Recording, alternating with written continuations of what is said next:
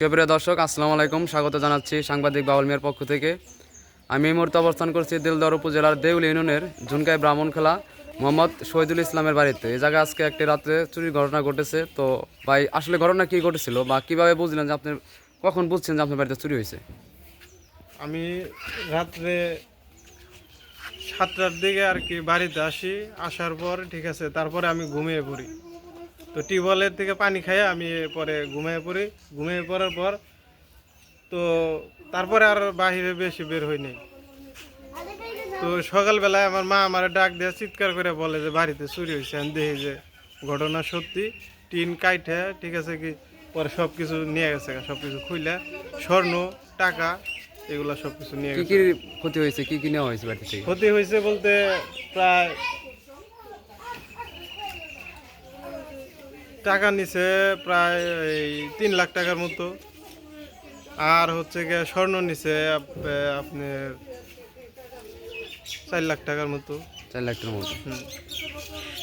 তো এইগুলা নিছে আর কি।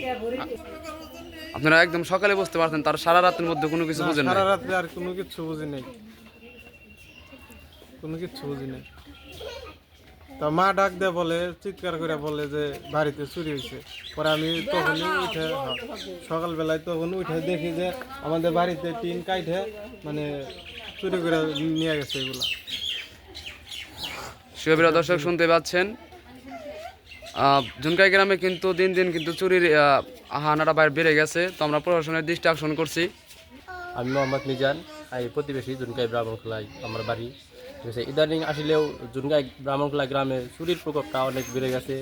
2 দিন আগেও আমাদের শাহিন ভাই, ছোটো ভাই মাঠের পাশে বাড়ি, ওনাদের বাড়িতেও চোর আসছিল। পরে আমরা সজাগ পেয়ে ধাওয়া করছিলাম এবং কি তখন আর চুরি করতে পারি নাই। তাই প্রশাসনের দৃষ্টি আকর্ষণ করছি যে চুরির প্রকোপটা জানি আরও কমে এবং কি ঝুনকাই ব্রাহ্মণখোলায় একটু টহলের ব্যবস্থা করার জন্য বিশেষভাবে অনুরোধ জানাচ্ছি। এটুকু হলো আমার কাছে। আমার ডাল বাড়ির সব কিছু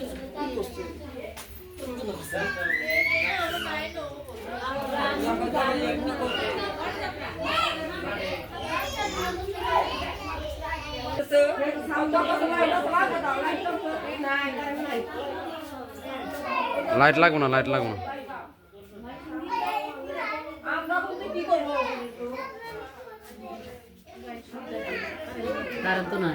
না, আমার ওইটাছে, আমার ফ্লাশ আছে ভিডিও।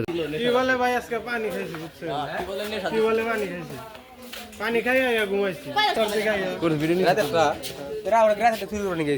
রাত 8টায় চুরি করে নাই, ঘুমাই